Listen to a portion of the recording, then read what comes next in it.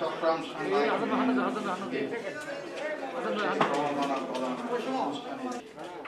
তথ্য মন্ত্রণালয়ের মাননীয় মন্ত্রী, একজন সাংবাদিক বান্ধব সভাপতি, আমাদের অত্যন্ত প্রিয় মানুষ জনাব কলিম সরওয়ার, চট্টগ্রাম প্রেস ক্লাবের সম্মানিত সাধারণ সম্পাদক জনাব চৌধুরী ফরিদ, যুগ্ম মহাসচিব জনাব মহসিন কাজী, আমাদের এখানে উপস্থিত রয়েছে অনেক সিনিয়র সহকর্মী এবং আমাদের প্রিয় বন্ধুগণ।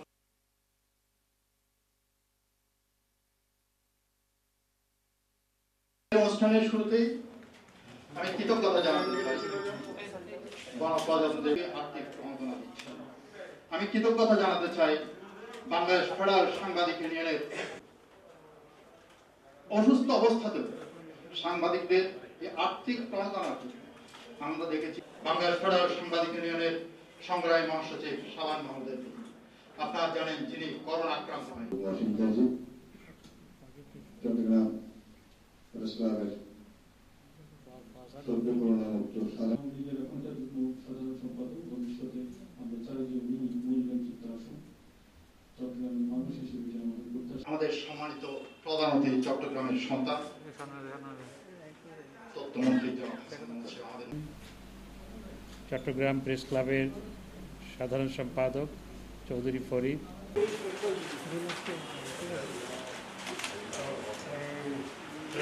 এরপরে চেক গ্রহণ করার জন্য অনুরোধ জানাচ্ছি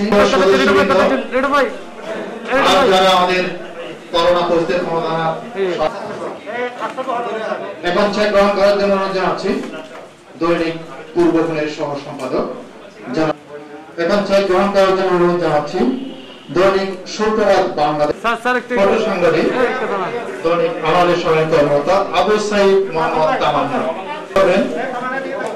এক সময় বৈশাখী টেলিভিশনের কর্মকর্তা ছিলেন, দৈনিক পূর্বগুণের কর্মকর্তা সাংবাদিক টিভিতে কাজ করেন জনাব খোরশেদ আলম চৌধুরী।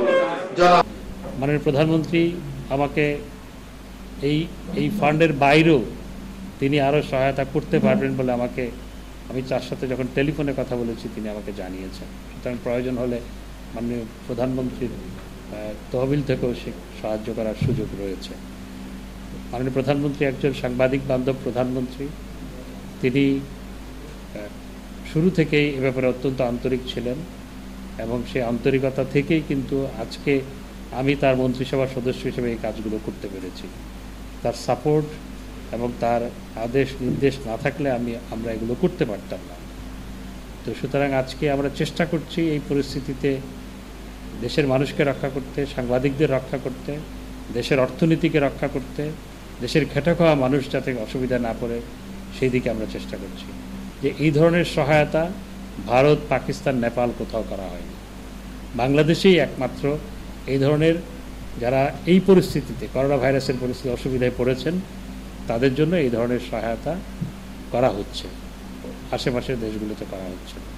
এতেই বোঝা যায় সরকার সাংবাদিকদের ব্যাপারে, বিশেষ করে মাননীয় প্রধানমন্ত্রী সাংবাদিকদের ব্যাপারে কতটুকু আন্তরিক।